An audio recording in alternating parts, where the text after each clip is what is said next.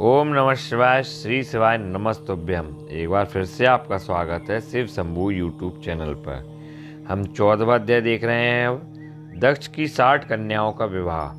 ब्रह्मा जी बोले, हे मुनिराज, दक्ष के इस रूप को जानकर मैं उसके पास गया। मैंने उसे शांत करने का बहुत प्रयत्न किया और सांत्वना दी। मैंने उसे तुम्हारा परिचय दिया। दक्ष को मैंने यह जानकारी भी दी कि तुम भी मेरे पुत्र हो। तुम मुनियों में श्रेष्ठ एवं देवताओं के लिए प्रिय हो। तत्पश्चात प्रजापति दक्ष ने अपनी पत्नी से 60 सुंदर कन्याएं प्राप्त की। तब उनका धर्म आदि के साथ विवाह कर दिया। दक्ष ने अपनी 10 कन्याओं का विवाह धर्म से, 13 कन्याओं का विवाह कश्यप मुनि से और 27 कन्याओं का विवाह चंद्रमा से कर दिया। दो भूतागिरस और कृशास्त्र को और शेष 4 कन्याओं का विवाह ताक्षर के साथ कर दिया। इन सब की संतानों से तीनों लोग भर गए। पुत्र पुत्रियों की उत्पत्ति के पश्चात प्रजापति दक्ष ने अपनी पत्नी सहित देवी जगदम्बिका का ध्यान किया। देवी की बहुत स्तुति की। प्रजापति दक्ष की सप्तनिक स्तुति से देवी जगदम्बिका ने प्रसन्न होकर दक्ष की पत्नी के गर्भ से जन्म लेने का निश्चय किया। उत्तम मुहूर्त देखकर दक्ष पत्नी ने गर्भ धारण किया। उस समय उनकी शोभा बढ़ गई।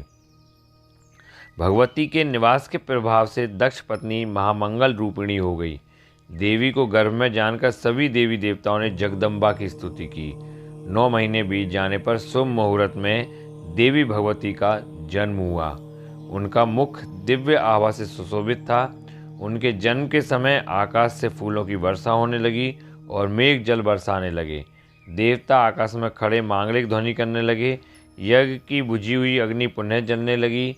साक्षात जगदम्बा को प्रकट हुए देखकर दक्ष ने भक्ति भाव से उसकी प्रस्तुति की। स्तुति सुनकर देवी प्रसन्न होकर बोली, हे प्रजापते, तुम्हारी तपस्या से प्रसन्न होकर मैंने तुम्हारे घर में पुत्री के रूप में जन्म लेने का जो वर दिया था वह आज पूर्ण हो गया है।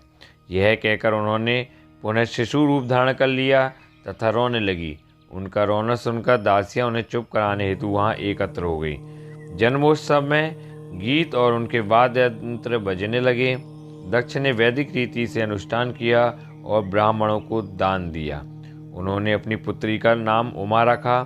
देवी उमा का पालन बहुत अच्छे तरीके से किया जा रहा था।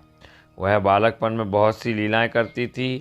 देवी उमा इस प्रकार बढ़ने लगी जैसे शुक्ल पक्ष में चंद्रमा की कला बढ़ती है। जब भी वे अपनी सखियों के साथ बैठती है, वे भगवान शिव की मूर्ति को ही चित्रित करती थी। वे सदा प्रभु शिव के भजन गाती थी, उन्हीं का स्मरण करती और भगवान शिव की भक्ति में लीन रहती थी। तो ये 14वां अध्याय था जिसमें दक्ष की 60 कन्याओं के विवाह के बारे में बताया गया है और माँ भगवती का जन्म दक्ष के यहाँ होता है, ये इस अध्याय में बताया गया है। और दक्ष के यहाँ माँ भगवती ने जन्म लिया जिनका नाम उमा था, जो आगे जाकर भगवान शिव की पत्नी अर्धांगिनी बनेगी। आप ऐसे ही सुनते रहिए शिव महापुराण। अगले वीडियो में हम देखेंगे 15वां अध्याय जिसमें सती की तपस्या के बारे में बताया गया है। ओम नमः शिवाय, श्री शिवाय नमस्तुभ्यम।